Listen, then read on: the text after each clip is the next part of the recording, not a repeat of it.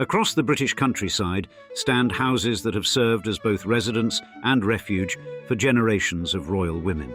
These are places where state papers share desk space with family photographs, where centuries-old traditions blend seamlessly with modern sensibilities.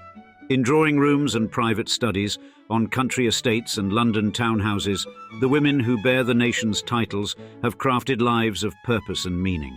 Their homes reflect journeys of service and self-discovery, spaces where diplomatic grace meets personal passion, where duty transforms into calling. Through these thresholds, we glimpse not just privilege, but the careful cultivation of family life within the framework of constitutional monarchy. The gardens they've tended, the rooms they've furnished, the sanctuaries they've created, all speak to the enduring art of royal domesticity. Today, we examine the elegant balance between public service and private fulfillment. Princess Diana, affectionately known as the People's Princess, captivated the world with her grace, compassion, and relentless advocacy for the underprivileged.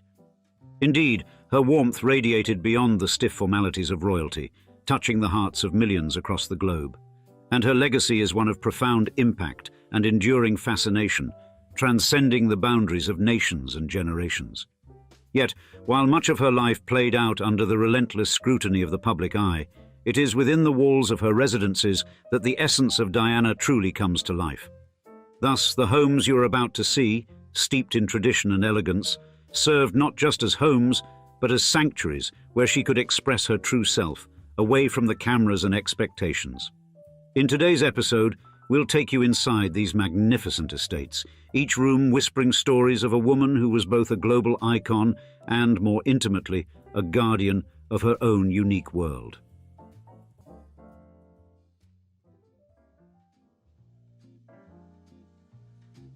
Number 1. Althrop, Northamptonshire, England. First on our list is Althorp House, the cherished childhood residence of Princess Diana, which stands as a monumental estate set within the picturesque landscape of Northamptonshire, England.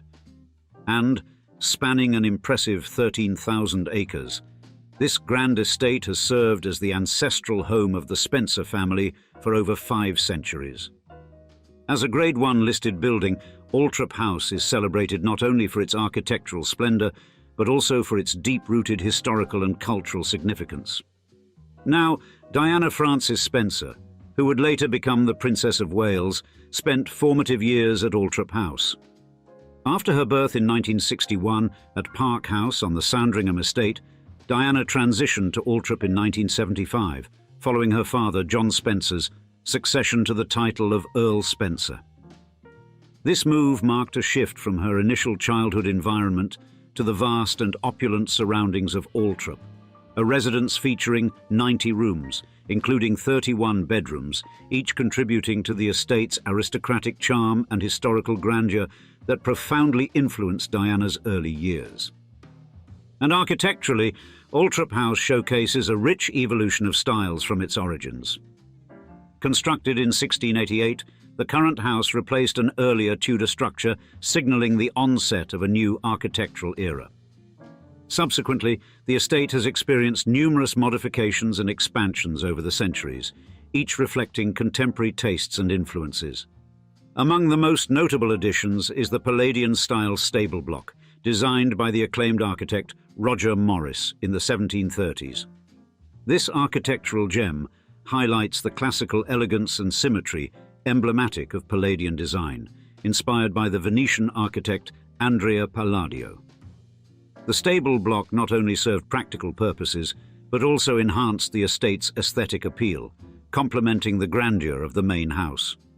Inside Althrop House, visitors are greeted by interiors that rival its exterior magnificence, and the residence is home to a significant collection of European art and historical furnishings amassed over generations. Key rooms, including the saloon and the Great Room, display works by celebrated artists such as Anthony van Dyck, whose portraits eloquently capture the era's elegance and nobility.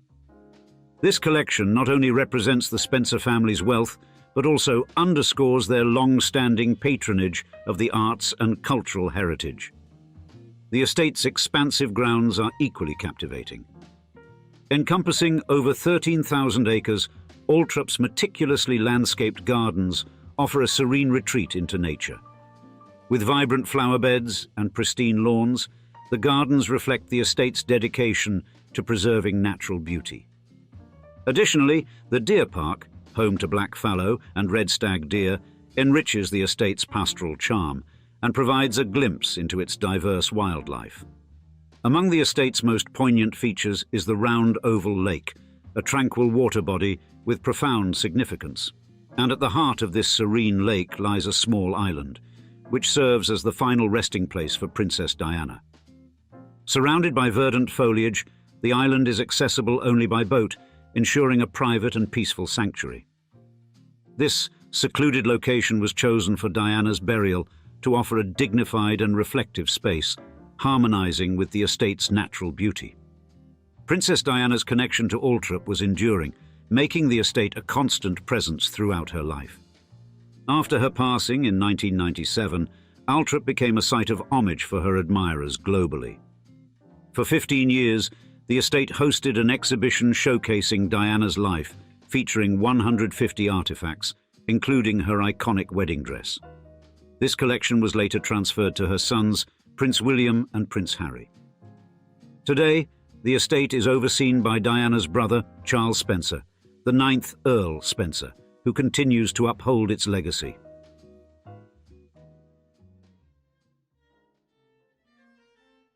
Number 2. Park House. Princess Diana's birthplace, Park House, is a captivating Victorian residence nestled within the expansive Sandringham estate in Norfolk, England. Constructed in 1863 for Sir William Knollys by the future King Edward VII, this residence was leased to the Spencer family by Queen Elizabeth II, who was affectionately known as Aunt Lilibet to Diana. The architectural charm of Park House, characterized by its exposed brown brickwork and white sash windows, served as an appropriate setting for Diana's early years, blending classic English design with the sophisticated grace that would later become her hallmark. The exterior of Park House is a striking example of traditional English country architecture, and the red brick facade, embellished with limestone detailing, imparts a welcoming warmth typical of the region's aesthetic. The building's profile is further enhanced by gables and bay windows, elements that contribute to its picturesque and somewhat irregular outline. These features not only enhance visual appeal, but also ensure that natural light floods the interior spaces. The roof is crowned with clusters of chimney stacks, adding to the historical allure of this charming residence. Inside, Park House offers a blend of elegance and practicality. The interior design reflects the late 19th century and Edwardian periods, characterized by a light and comfortable atmosphere. The rooms, though not expansive, exude a sense of intimacy and homeliness. The design emphasizes comfort and understated luxury, with a focus on creating inviting spaces. In the 1980s, Park House underwent a significant restoration aimed at preserving its historical character while accommodating modern needs. The work, carried out by Ratti and Kett, balanced the integration of contemporary amenities with the retention of the residence's original elegance. The restoration included reconfiguring the interior to ensure accessibility for guests with disabilities, all while maintaining the aesthetic qualities that define Park House. The interior spaces of Park House include a variety of rooms, from living and dining areas to private quarters. The decor and furnishings adhere to the late Victorian style, featuring traditional wood paneling, ornate fireplaces, and period-appropriate furniture. These elements collectively foster a sense of warmth and historical continuity throughout the residence. Diana Frances Spencer, born on the 1st of July 1st, 1961, was the fourth of 5 children born to John Spencer, Viscount Althrop, and Frances Spencer, Viscountess Althrop. And her birth here at Park House was particularly significant, as it was also the birthplace of her mother. Diana's childhood at Park House was marked by close proximity to the royal family, with her early playmates being Prince Andrew and Prince Edward, who resided just a mile away at Sandringham House. The environment at Park House was idyllic for a child. Diana's brother, Charles Spencer, fondly recalls the expansive garden, swimming pool and tennis court, describing the setting as an ideal backdrop for a childhood. Despite the elegance surrounding her, Diana's early years were not without their difficulties. The strained marriage of her parents, exacerbated by the societal pressures of producing a male heir, led to their eventual separation and divorce. Diana lived at Park House until 1975, when her father inherited the title of Earl Spencer, prompting the family's move to Althrop House, the Spencer family seat in Northamptonshire. This relocation marked the end of her time at Sandringham, though the memories of Park House remained a cherished part of her early life. In later years, Park House was transformed into a hotel designed to accommodate disabled guests, following its donation to the Leonard Cheshire Disability Charity by Queen Elizabeth in 1983. The conversion of Park House into a hotel was part of a larger initiative to preserve the property while making it accessible to a broader audience. Although a planned renovation in 2019 aimed at enhancing the facility was halted due to financial challenges exacerbated by the COVID-19 pandemic, Park House continues to stand as a symbol of Diana's formative years. The residence, with its lilac floral walls and wooden floors, represents both privilege and simplicity, a duality that would later become a defining aspect of Diana's public persona, seamlessly blending glamour with relatability.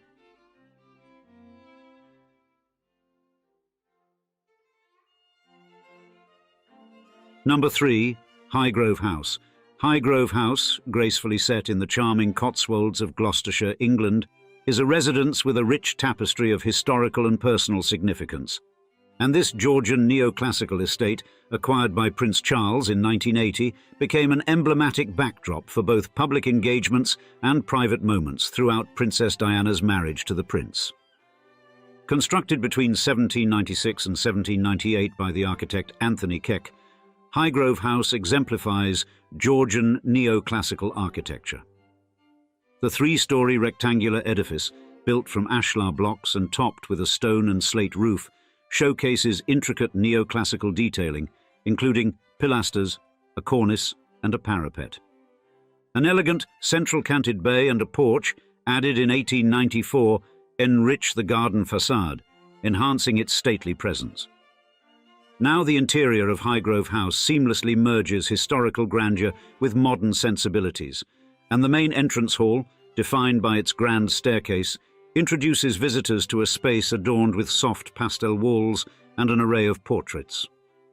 The drawing room, with its generous windows framing views of the lush gardens, is a gallery of artwork and antiques, including a grand piano.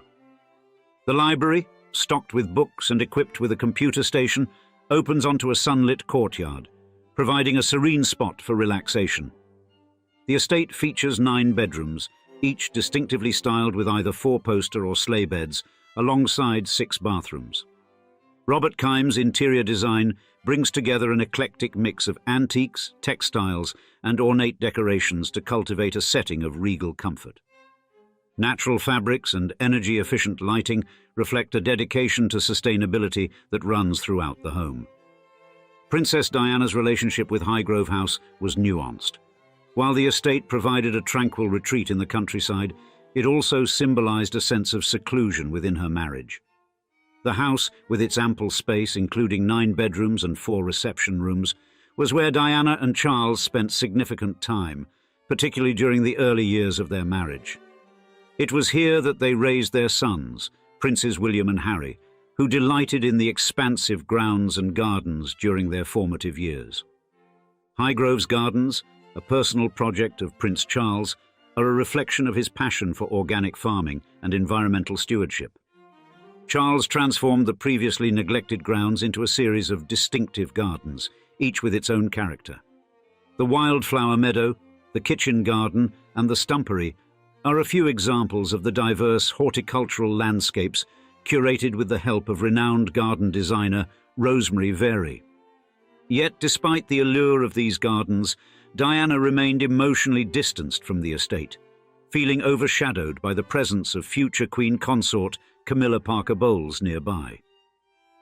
Despite her feelings towards Highgrove, Diana maintained a presence in the local communities of Tetbury and Cirencester, where she engaged with residents and was warmly received. Her visits to these towns endeared her to the locals, who appreciated her genuine warmth and generosity. The early 1990s marked a turning point as Diana departed from Highgrove following the dissolution of her marriage. Her departure closed a chapter of personal complexity associated with the residents, leaving behind a home of remarkable beauty but also of significant personal strife. Today, Highgrove House remains a vital component of the royal estate, managed by the Duchy of Cornwall, and it continues to embody Prince Charles's vision of sustainable living and is not only a private residence but also a venue for charitable events.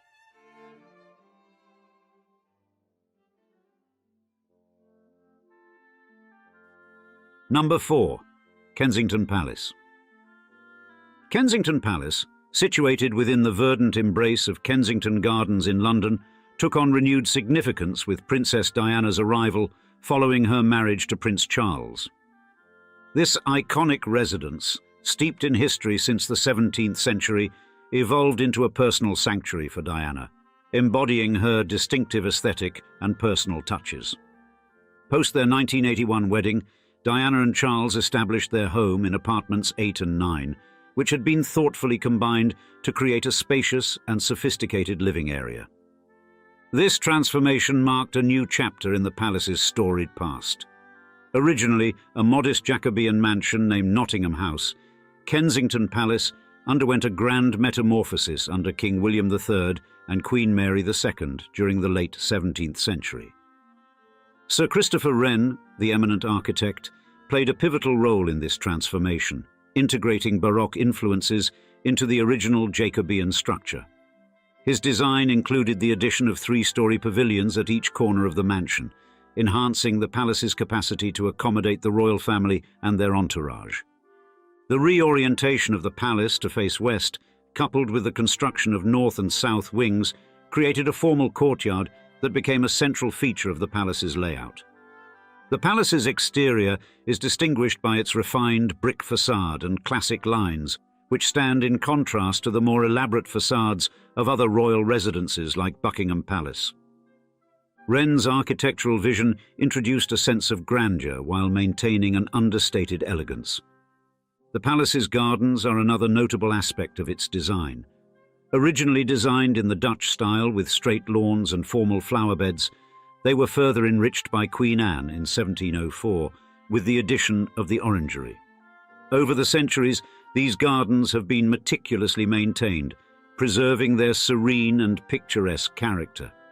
Inside Kensington Palace, the grandeur continues with its opulent staterooms and meticulously crafted furnishings.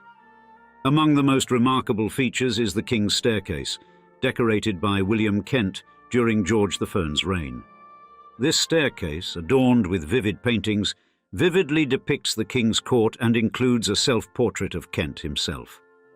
The staterooms are a showcase of Georgian opulence, with their richly decorated ceilings and walls reflecting the period's splendor. The Queen's apartments, expanded by Queen Mary, include the Queen's Gallery, which was added to enhance the living quarters. The palace also houses the Kensington Palace Chapel, constructed in the 1830s. This chapel, often referred to as the heart of the palace, is adorned with antique elements and Renaissance art from the royal collection. It has served as a venue for private family services and significant events, including weddings and christenings. Princess Diana's influence on Kensington Palace was transformative.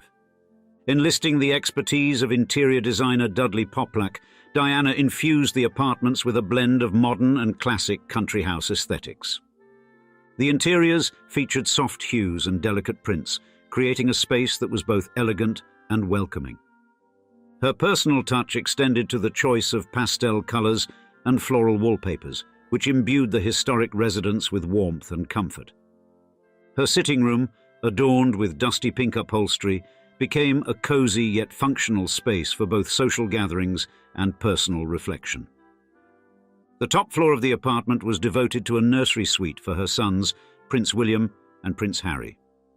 Designed by the luxury children's firm Dragons of Walton Street, the nursery was a serene retreat filled with neutral tones and playful accents, providing a nurturing environment away from the public eye. Diana's thoughtful design aimed to create a supportive and comforting space for her children despite the challenges of royal life. Kensington Palace evolved into more than just Diana's residence. It became a refuge where she could showcase her individuality and seek solace from the relentless scrutiny of the media. Her affection for the palace was evident in her decision to remain there after her separation from Charles in 1992 and their subsequent divorce in 1996. The palace's gardens, particularly the sunken garden, held a special significance for her. In 2017, the garden was transformed into the White Garden, filled with white flowers and foliage as a tribute to her memory. Even after her untimely death in 1997, Diana's legacy continues to resonate at Kensington Palace, and a statue in her honour was unveiled in the sunken garden on what would have been her 60th birthday, standing as a lasting tribute to her profound impact on the world. In the circles of British royalty, the estates of Anne, Princess Royal, hold a distinguished place, encapsulating the seamless blend of historical prestige with modern elegance. Originating from a lineage steeped in the history of the British monarchy, her properties reflect a continuity of royal traditions amidst the rapid changes of today's world.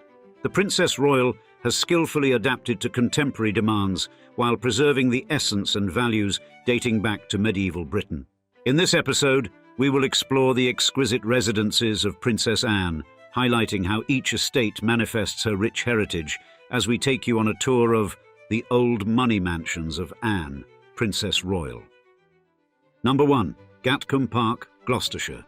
First on our list of the old money mansions of Anne, Princess Royal is Gatcombe Park, positioned elegantly in Gloucestershire.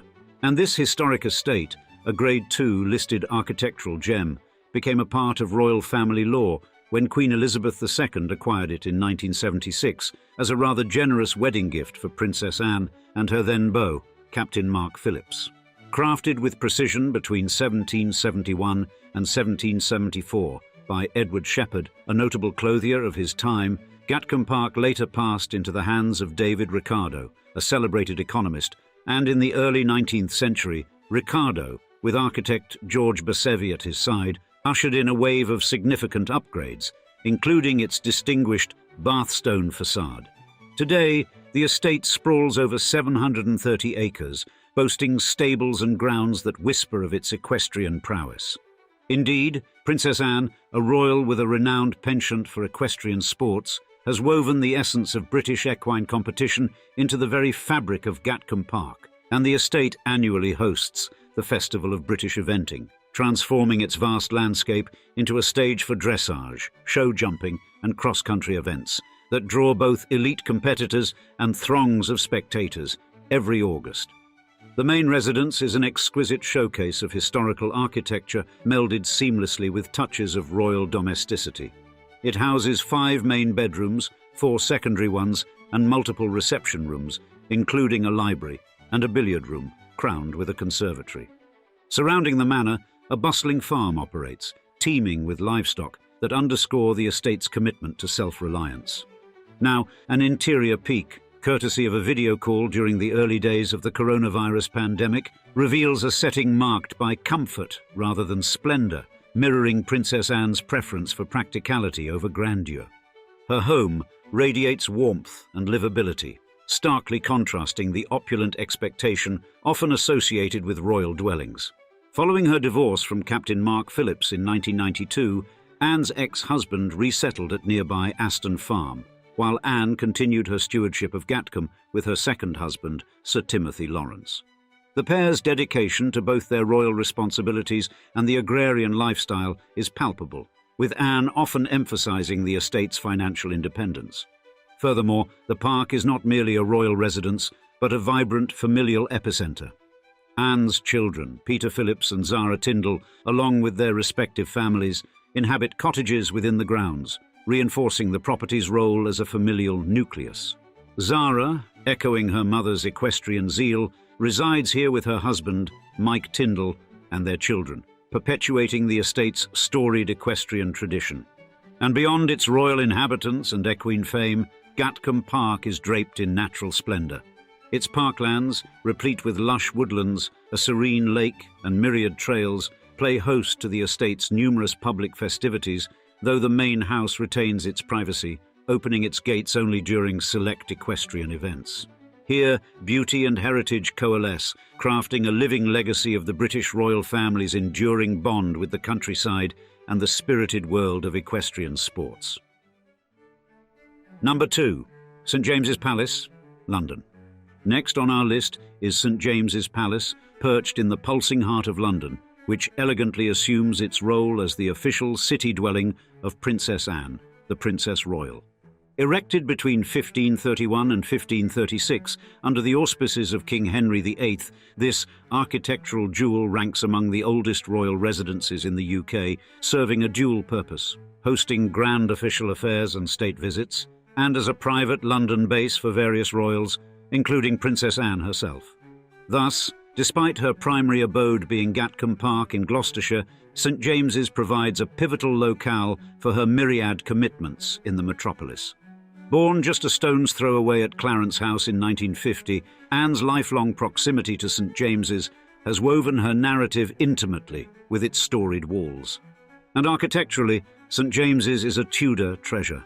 Its signature red brick facade reveals a collection of features that whisper tales of yesteryears: the Chapel Royal, the sturdy gatehouse, and the Tudor remnants within the state apartments that have witnessed centuries slide by. Through various eras, the palace has embraced sensitive renovations, ensuring the fusion of antiquity with the necessities of contemporary use. For example, the Chapel Royal, dating back to the Tudor period, was tenderly restored mid-20th century, reviving its original splendour. Within its walls, the palace interiors narrate a rich history dressed in diverse styles. The Chapel Royal presents a barrel-vaulted ceiling, segmented into square coffers, echoing Palladio's Roman temple visions. At the chapel's west end, the royal closet stands elevated, its entrance flanked by Corinthian pilasters under a cascade of festoons, marrying Tudor roots with later stylistic infusions. Not to be outdone, the state apartments exude grandeur, accommodating around 100 royal receptions annually. These gatherings are often in support of charities close to the royal heart. The throne room, with its regal decor re-envisioned in 1824, epitomizes the ceremonial essence of the palace. More than a mere architectural marvel, St James's Palace has been a cornerstone of royal life. It was here Queen Victoria chose to wed Prince Albert in 1840, and where countless significant state pronouncements have echoed, including the proclamation of new monarchs. Upon a monarch's passing, it is here that the Accession Council convenes, with the declaration of the new sovereign heralded from the proclamation gallery above Friary Court. Currently, St James's buzzes as a linchpin of royal operations, accommodating the Royal Collection Trust, the Marshal of the Diplomatic Corps, and other pivotal offices. This blend of residential charm and administrative duties underscores its unrelenting relevance in the royal and ceremonial landscape of Britain, proving it's far more than just a backdrop, but a living, breathing entity in the ongoing saga of the British monarchy. Number 3. Clarence House, London. In the heart of London, Clarence House whispers tales of royal lives past and present, unfolding a vivid tableau of architectural grandeur and domestic intimacy. Erected between 1825 and 1827, this residence sprang from the creative genius of John Nash, a luminary in his field called upon by the future King William IV to design a domicile worthy of royalty. His vision birthed a structure that not only provided relief from the spatial constraints of St James's Palace, but also stood on its own merits as a stately home adjacent to that historic site. The echoes of royal birth cries resonate within its walls, particularly from the 15th of August 1950, when Princess Anne, the Princess Royal, made her debut into the world. At this juncture, her parents, Princess Elizabeth and Prince Philip, the Duke of Edinburgh, called Clarence House home. These were the years before Elizabeth's ascent to the throne in 1952, a fleeting era when the house served as a familial haven. With the Queen's shift to Buckingham Palace, the home welcomed Queen Elizabeth, the Queen Mother, and Princess Margaret. Over the decades, Clarence House mirrored the personal tastes of its regal inhabitants, evolving into a sanctuary that blended monumental history with private elegance. When Princess Margaret exchanged these stately rooms for Kensington Palace in 1960, the Queen Mother stayed behind, imprinting her essence on the residence until her passing in 2002. Clarence House's architectural allure is undeniable, with its pale stucco exterior unfurling into interiors rich in both heritage and personalized touches. Under the influence of the young Queen Elizabeth II and Prince Philip, the post-war era saw a refresh of the decor, balancing austerity with splendor. The dining room, for instance, boasted a Georgian table and chairs, cherished gifts that echoed the narrative of noble generosity. As the sands of time shifted, so too did the aesthetic of Clarence House. The Queen Mother, post-1952, infused the space with her own stylish flair. The morning room was adorned with a Georgian marble chimneypiece and a ceiling showcasing her royal insignia, while gilding brought a new luminosity to the drawing rooms and dining room, transforming the ambience from sombre to sublime. And tea passing of the Queen Mother marked another epoch of renewal. Clarence House rejuvenated itself once more to accommodate Prince Charles, the then Prince of Wales, now King Charles III, and his consort, Queen Camilla. The refurbishment preserved the regal elegance of yesteryear while weaving in contemporary comforts, including artworks from Charles's collection and pieces from the royal collection. Today, Clarence House serves as both a private residence and a public spectacle, with its opulent rooms open for tours that reveal a rich mosaic of royal life. The residence not only continues to support the day-to-day engagements of King Charles III and Queen Camilla, but also serves as a bridge between the regal heritage and the modern-day monarchy, ensuring its relevance and resonance well into the future. Number 4. Sandringham House, Norfolk. In the heart of Norfolk, England, the stately Sandringham House unfolds its chapters of royal history with a twist of sublime design and a dash of family intrigue. Gifted by Queen Victoria in 1862 to her son, the future King Edward VII, this resplendent estate has evolved from a cosy Georgian mansion into a voluminous retreat resplendent in Jacobean flair. Architect A.J. Humbert, seizing the vision of a young and vivacious Prince of Wales, spearheaded the initial transformation in 1871, expanding the estate into a haven fit for royal festivities. And the inclusion of a ballroom and even a bespoke bowling alley, inspired by one Edward admired in Staffordshire, echoed the prince's penchant for grandeur and entertainment. Disaster struck in 1891 when a fierce fire ravaged parts of Sandringham, setting the stage for a spirited phase of architectural resurrection. Fireproofing joined the list of essentials as the house rose from its ashes, with further enhancements shepherded by Coleherne W. Edis in the 1880s, adding robust yet elegant spaces, including a sprawling single-story ballroom. The blend of Georgian foundations, Jacobean expansions, and Victorian nuances creates a visual symphony, accentuated by the rich interiors that owe much to Queen Alexandra.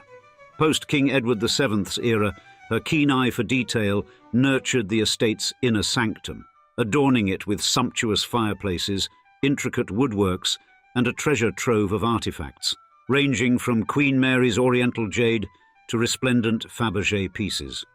The external grandeur of Sandringham is no less considered, with its meticulously crafted gardens offering both formality and whimsical retreats, like the quaint summer house christened the Queen's Nest. The evolution of these gardens saw the hands of Sir Geoffrey Jellicoe in the late 1930s, who infused the northern expanse with a modern breath of landscaping artistry. Within its walls, Sandringham has not just been a backdrop for royal leisure, but a vibrant home pulsing with life during holidays and family gatherings. Therefore, Princess Anne, among others, has woven many of her memories here, amidst the intimate yet regal confines of this estate.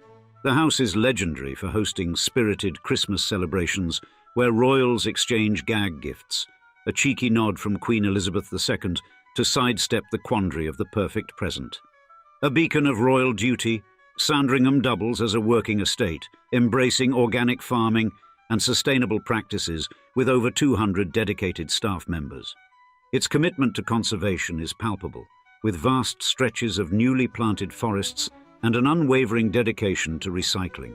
Since 1977, when Queen Elizabeth II opened this majestic estate to the public to commemorate her Silver Jubilee, Sandringham has invited the world to wander through its splendid corridors, delve into its rich decor, and stroll its elaborate gardens. For the casual visitor or the ardent historian, Sandringham offers a peek into the private lives of the British royals, remaining a cherished emblem of heritage and a repository of countless personal anecdotes and royal traditions. You've seen her face on magazines, watched her charitable work transform lives, and likely mourned her untimely passing. But before Diana became a royal icon, she was a child of Althrop. Thus, when you step onto these grounds, you're entering the world that moulded a princess. And the sprawling Northamptonshire estate you see today began as pasture land, transformed by generations of the legendary Spencer family's ambition into an aristocratic showpiece. Yet for all Althrop's storied history and aristocratic grandeur, most visitors come searching for Diana, the estate's most beloved daughter, whose spirit still seems to dance through these ancestral grounds. Therefore, in today's episode of Old Money Mansions, we explore Althrop, the majestic ancestral home of Princess Diana. Should you ever walk through the grounds of Althrop, you'll immediately grasp why this sprawling estate shaped the woman who would captivate the world as Princess Diana. Set amid 13,000 acres of lush Northamptonshire countryside, this grand country house sits about 6 miles northwest of Northampton and 75 miles northwest of central London. You'll approach the house along a handsome avenue, beautifully shaded trees, passing through one of several lodge gates that have welcomed visitors for centuries. The house that greets you is a Grade 1 listed architectural marvel. It's cleverly clad in mathematical tiles that give the impression of brickwork. 4 magnificent Corinthian pilasters made from rock abbey stone in Yorkshire adorn the front facade, stone reportedly intended by Christopher Wren for St Paul's Cathedral before the Spencer family acquired it. Step inside and you'll find yourself in Wootton Hall, an entrance so grand that Sir Nicholas Pevsner called it the noblest Georgian room in the country, with its soaring ceiling and striking black-white check marble floor. Young Diana would practice her tap dancing here, taking advantage of the exceptional acoustics created by that same marble floor where you now stand. As you explore, your eyes will be drawn to the pair of Italian black and Basquiat marble blackamoor torchères flanking a doorway, Roman artifacts discovered in the silt of the River Tiber that once illuminated imperial homes. Beyond lies the saloon, converted from an inner courtyard in 1650, featuring an imposing oak staircase that would have witnessed Diana's childhood footsteps countless times. The picture gallery will stop you in your tracks, stretching an impressive 115 feet along the first floor of the West Wing, housing some 60 portraits, including works by Van Dyck and Sir Peter Lely. You might smile at the south drawing room's duck-egg blue walls and peach-patterned sofas, a space gilded to within an inch of its life that once served as a dining room despite being as far from the kitchen as possible. Bibliophiles will appreciate the library, formerly home to one of Europe's largest private collections with 110,000 volumes, evidence of the intellectual ambitions that ran alongside the Spencer family's social prominence. Outside, the gardens will capture your imagination. Initially designed by French landscape architect André Le Notre, who also created the famous gardens at Versailles.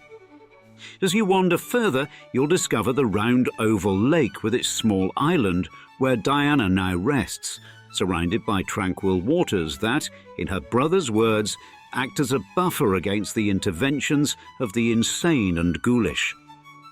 Across from the lake stands a dignified Doric-style temple with Diana's name inscribed at the top, offering visitors a place to reflect and leave tributes. Inside this temple, you'll find a black silhouette of Diana set in white marble, with tablets displaying both a quote about her charitable work and Charles Spencer's moving tribute from her funeral. As the afternoon light plays against Althrop's honey-coloured facade and dapples through the ancient trees that have witnessed centuries of Spencer family history, you can't help but wonder how a family of sheep farmers built such a magnificent legacy that would one day produce the most famous Spencer of all.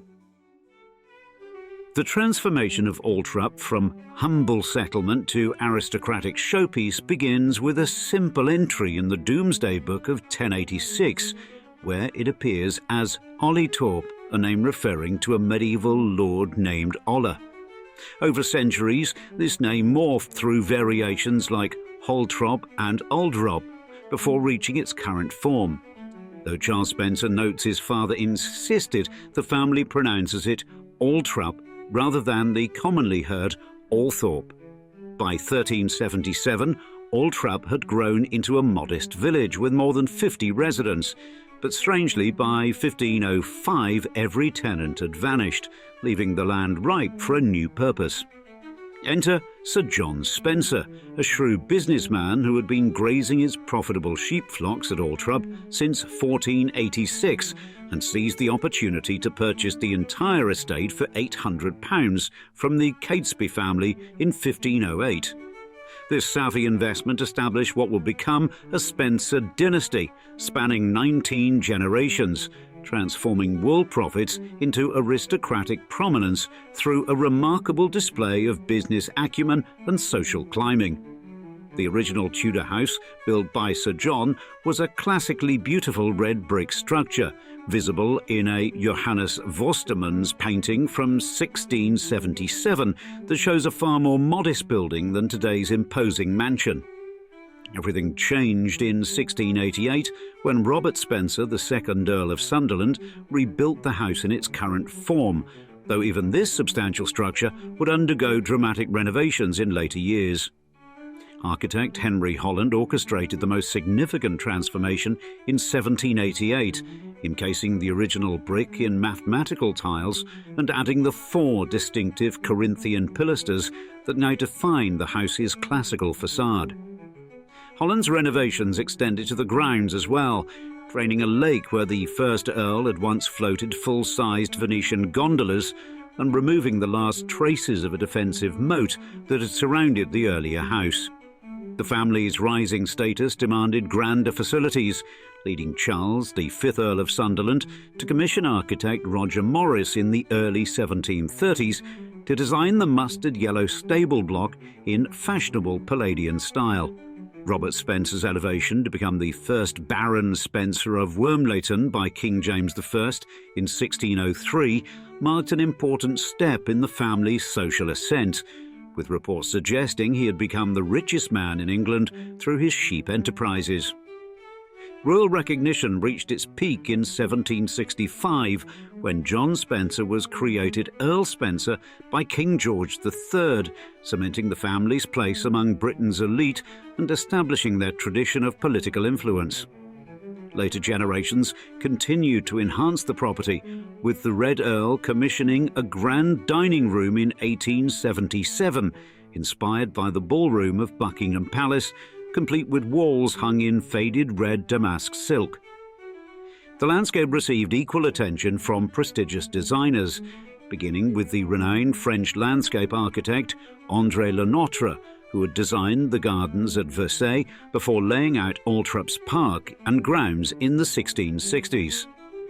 A map from 1709 shows Le Notre's vision realised, with formal walled gardens, rectangular flower beds and impressive tree-lined avenues extending the house's influence across the surrounding countryside. The grounds evolved again under William Milford Tulin from 1860 onwards, including the creation of the Round Oval Lake in 1868, a water feature that would gain unexpected significance more than a century later. As sheep pastures transformed into aristocratic parkland and a simple farmhouse grew into a palace, the Spencer family themselves evolved from agricultural entrepreneurs to cultural powerhouses, soon turning their country retreat into one of England's most vibrant hubs of politics, art and literary obsession. The 18th century transformed Althrop from a mere county estate into a buzzing cultural epicentre where England's political, artistic and intellectual elite gathered under the ambitious hosting of the Spencer family. John Spencer, the first Earl, established Althrop's reputation for extravagant entertainment, throwing parties so legendary that his Christmas celebration of 1755 has echoed through the centuries of family lore. That particular Yuletide extravaganza saw John celebrate his 21st birthday with a grand ball, where he secretly married 18-year-old Margaret Georgiana Poyntz, the couple keeping their nuptials hidden from guests for several days while the festivities continued. For the local villagers, the Spencers organised a massive celebration in Brington, where 5,000 guests consumed an astonishing 11,000 pints of beer, while inside Althrop, French chefs prepared elaborate meals for the aristocratic guests. John's spending habits extended far beyond entertainment, reportedly investing £120,000 in a single political campaign, a sum so astronomical for the period that it reveals both the family's immense wealth and their social ambitions. At Althrop's summer garden parties, John hired musicians to play French horns, while guests participated in what Charles Spencer described as a Hooray Henry Olympics, featuring donkey races, dance competitions and sack races with cash prizes. Following John's death in 1783, his son George John, the second Earl Spencer, developed a different but equally expensive passion, creating one of Europe's most extraordinary private libraries. What began as a childhood interest in books blossomed into a full-blown obsession as George attempted to collect every volume ever published in Britain, eventually amassing a staggering 110,000 volumes. His collection outgrew the 5 apartments designated as the Long Library in Althrop's West Wing, forcing books to overflow into the picture gallery despite the library's impressive dimensions of approximately 200 feet in length. George's hunger for rare volumes led him to import Greek and Latin classics and acquire entire collections, including that of Count Charles de Ravitsky in 1790, purchasing through an arrangement of £1,000 up front plus annual payments. No price seemed too high for certain treasures. George eagerly acquired a 1423 woodcut of Sir Christopher, the Papal Indulgence Letters of 1452, the Mazarin Bible of 1455, and the prized Ment Psalter of 1457.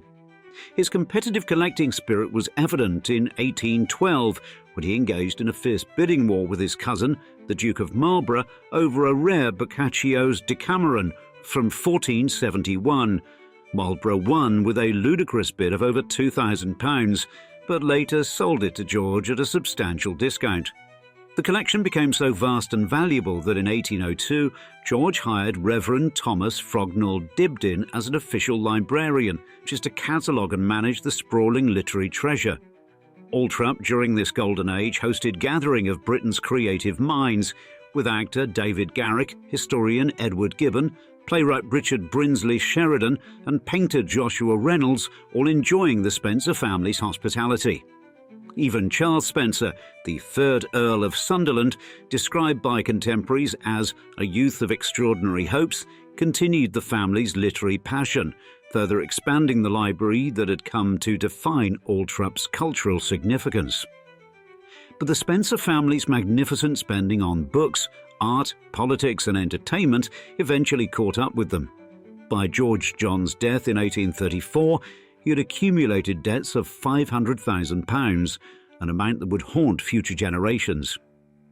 While Althrop glittered as a social and intellectual powerhouse through the 18th century, financial storms gathered on the horizon. Yet who could have predicted that this storied estate would one day face its greatest challenge, not from creditors, but from the global spotlight that would follow the most beloved Spencer of all?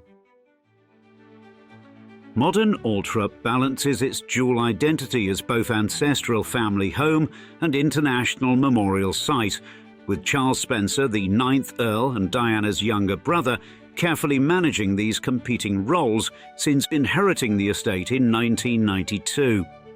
Charles faced immediate financial challenges upon becoming the estate's guardian, with Althrop reportedly losing £400,000 annually and requiring difficult staffing reductions from its team of 14 employees. His innovative approach to estate management includes founding the annual Althrop Literary Festival in 2003, bringing authors and book lovers to the property in a nod to the Spencer family's historical literary connections.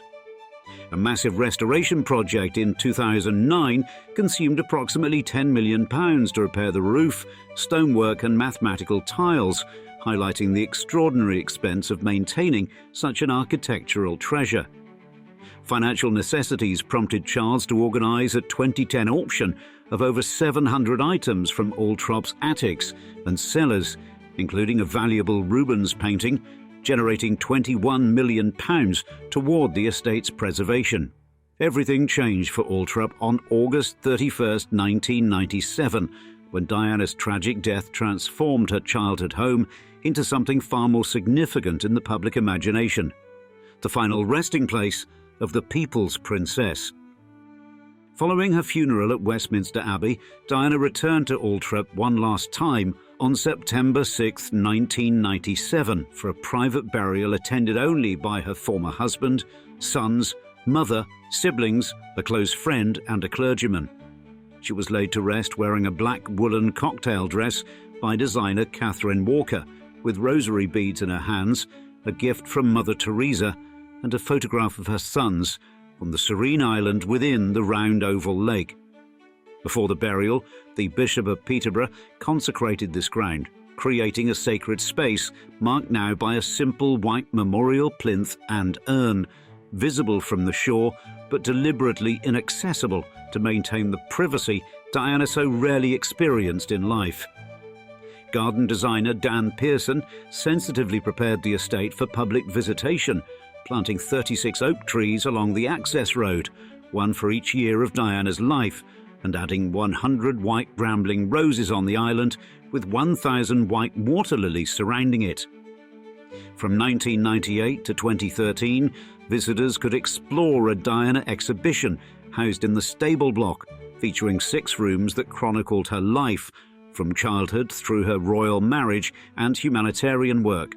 The exhibition included personal artifacts like her tuck box, toy typewriter, ballet shoes, childhood photo album, and the famous David Emanuel wedding dress she wore on July 29, 1981.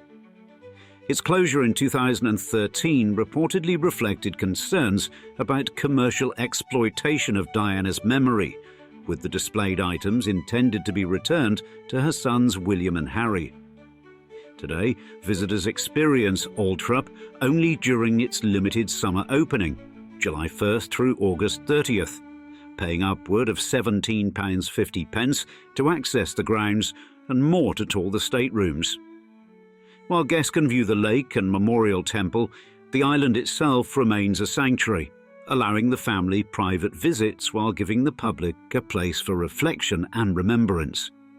Reviews from visitors reveal mixed experiences, with praise for the knowledgeable staff but occasional criticism of pricing compared to other historic homes, highlighting the challenges of balancing commercial reality with respectful commemoration.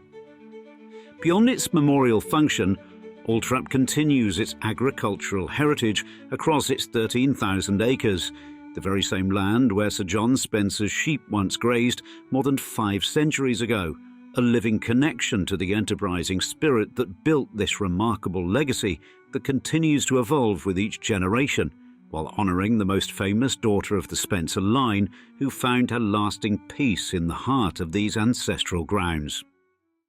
When Anne, Princess Royal, truly relaxes, this is where she does it, not in gilded palaces or tourist-filled castles, but behind the discreet stone walls of a Georgian country house, planted in 700 acres of Cotswold countryside. You see this stately manor operates by entirely different rules than other royal residences, functioning as genuine working farmland where rare breed livestock graze, Olympic-level horses train, and 3 generations of a royal family pursue country life without ceremony or pretension. And a glimpse through Zoom calls during the pandemic revealed interiors devoid of throne room grandeur, instead showing comfortable rooms with family photographs, modest watercolors, and the accumulated mementos of a life spent outdoors rather than on parade. The surrounding landscape speaks volumes about priorities: paddocks rather than formal gardens, functional outbuildings instead of ornamental follies, and the practical infrastructure required by serious equestrians and farmers. For over 4 decades, this Bathstone house has provided what Buckingham Palace never could: normalcy, privacy, and the space to pursue genuine passions rather than merely fulfill royal obligations. Thus, in today's episode of Old Money Mansions, we explore the country estate that serves as headquarters for Britain's most industrious royal, a place where crown and countryside have formed a perfect union.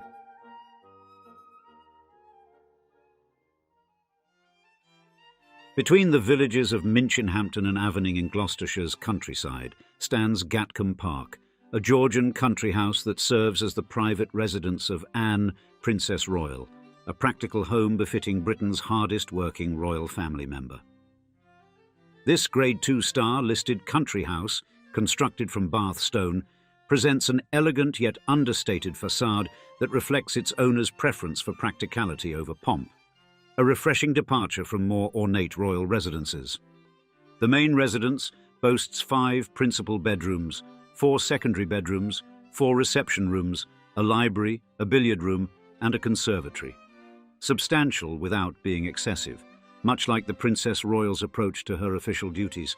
While few are ever privileged to see inside, the interiors are reportedly traditional and comfortable, maintaining the house's historic character while serving as a functional family home rather than a museum piece. A rare glimpse afforded through Princess Anne's Zoom calls during the pandemic revealed rooms with family photographs, countryside watercolors, and animal figurines, suggesting a preference for personal mementos over designer showpieces. The estate spans approximately 730 acres of Cotswold landscape, encompassing parkland, working farmland, and woodland that provides essential privacy. A small lake stocked with brown trout offers fishing opportunities, while extensive stabling facilities accommodate the Princess Royal's horses. Unlike the grand formal gardens of more showy royal residences, Gatcombe's grounds prioritise function, with paddocks and gallops taking precedence over ornamental features, though a 200-metre terrace provides a dignified outlook from the house. Just 6 miles away lies Highgrove House, the country residence of Anne's brother, King Charles III, creating a convenient royal cluster in this picturesque corner of Gloucestershire.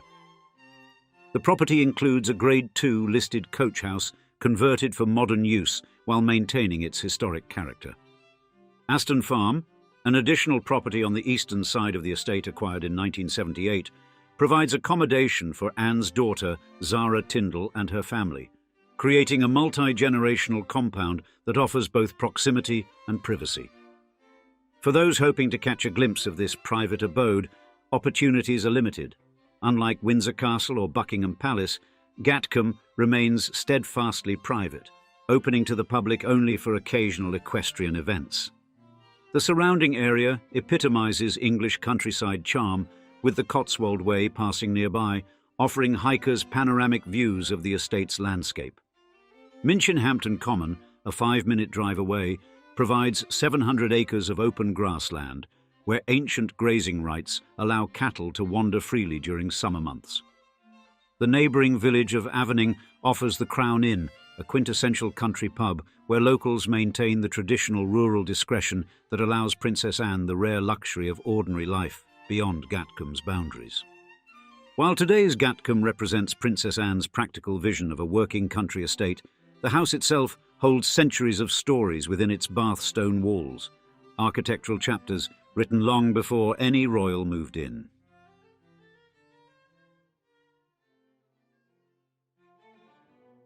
Long before Princess Anne took ownership, Gatcombe Park had established itself as a substantial country property with an impressive lineage of owners, each leaving their mark on this distinguished Gloucestershire estate. The estate's foundations lie in the ancient manors of Minchinhampton and Avening, which, after the dissolution of the monasteries, found themselves in the possession of Lord Windsor. By 1656, the land had been purchased by Philip Shepherd, beginning a family association that would eventually lead to the construction of the original house, when Samuel Shepherd left the core hillside land to his brother Edward in his will of 1770. Edward Shepherd, a successful clothier who had done well from the region's thriving textile industry, commissioned the construction of a new house between 1771 and 1774. While the original architect is not definitively recorded, it was likely Francis Franklin of Chalford who oversaw the building's creation in the fashionable Georgian style of the period, characterized by symmetrical facades, sash windows, and classical proportions. The house received a significant upgrade when purchased in 1814 by David Ricardo, a speculator and theoretical economist whose financial success validated his economic theories. Ricardo engaged George Bassevi, a relation and prominent architect who would later design the Fitzwilliam Museum in Cambridge, to substantially remodel and enhance the house around 1820, adding refinements that transformed an excellent country house into a distinguished one. This renovation introduced the conservatory and created the essential structure of the house we see today, with Bassevi establishing Gatcombe as a quintessential example of late Georgian country house design. Elegant without being showy, substantial without being oppressive. The property remained in the Ricardo family for more than a century before being acquired in 1940 by Samuel Courtauld, the art collector whose textile fortune ironically echoed the original owner's source of wealth. After Courtauld's tenure, the estate passed to his son-in-law, Lord Butler of Saffron Walden, the former Home Secretary and Master of Trinity College, Cambridge. The royal chapter of Gatcombe's history began in 1976, when Queen Elizabeth II purchased the property for her daughter, Princess Anne, and her then-husband, Captain Mark Phillips. The exact price was never officially disclosed, but is believed to have been between £500,000 and £750,000, equivalent to approximately £6,800,000 in today's money. The Crown funded comprehensive renovation and redecoration of the house before the royal couple moved in during November 1977, ensuring the property met the standards required for a princess. In 1978, the estate was enlarged by the purchase of Aston Farm to the east, expanding the property to approximately 730 acres and providing valuable additional agricultural and equestrian facilities. The property's architectural significance is reflected in its Grade 2 star listing, placing it in the top 8% of listed buildings in England and recognizing its special historic and architectural interest. Throughout its history, Gatcombe has maintained its essential character as a substantial but not ostentatious country house, reflecting the values of its successive owners who sought rural comfort and status without the maintenance headaches of a full-blown stately home. What makes Gatcombe architecturally significant is its perfect embodiment of English Georgian restraint, the architectural equivalent of a well-tailored navy suit that never goes out of fashion despite changing sartorial whims. This carefully preserved historic estate would enter an entirely new chapter in 1976, when Queen Elizabeth II acquired it as a home for her daughter, transitioning Gatcombe from private country house to functional royal residence without sacrificing its essential character.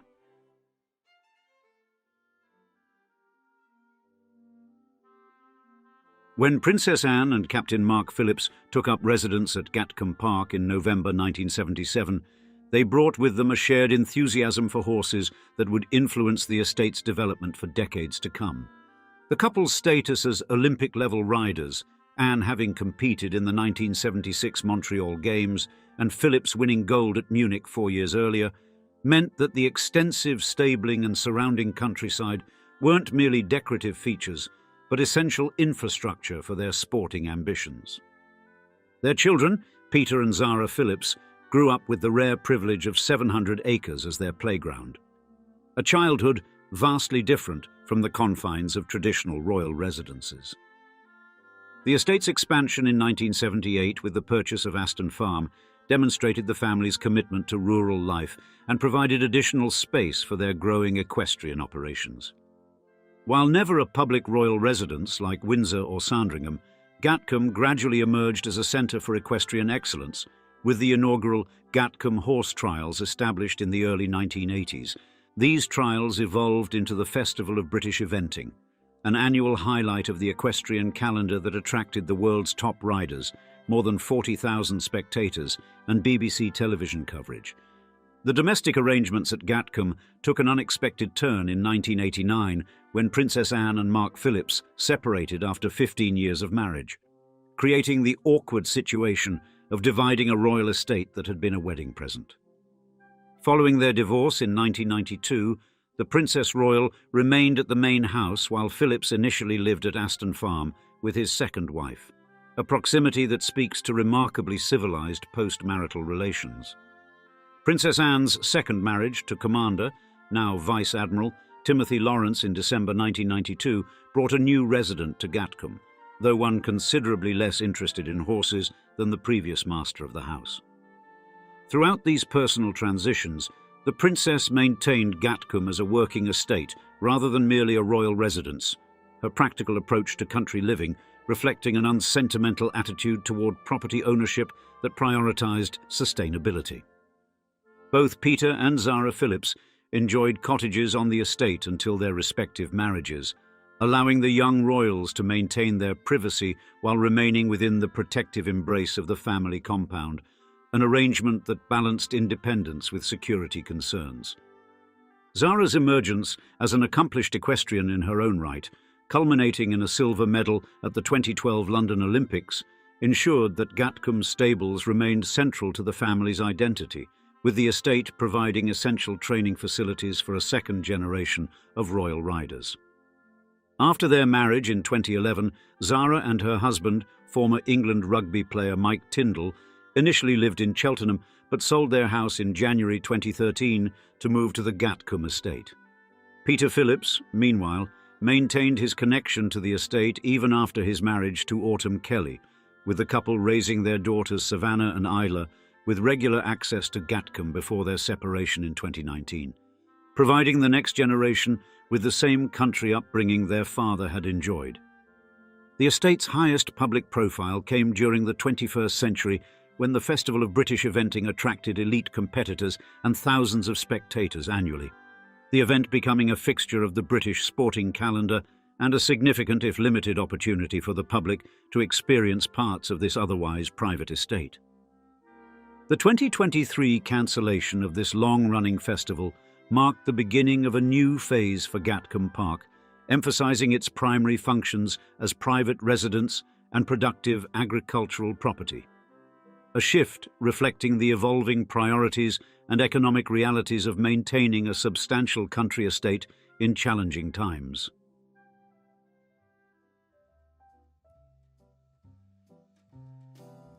Today, Gatcombe Park functions as a genuine working property that balances its roles as family home, farm, and occasional event venue, reflecting Princess Anne's own statement that, being able to take on a place like this for me, I've got to make it work. This is not something that comes free.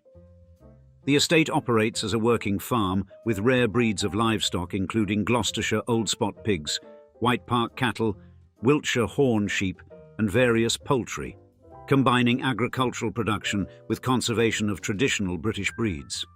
The Princess Royal's commitment to agricultural sustainability extends to organic farming practices and the preservation of native breeds, combining historical conservation with modern environmental awareness.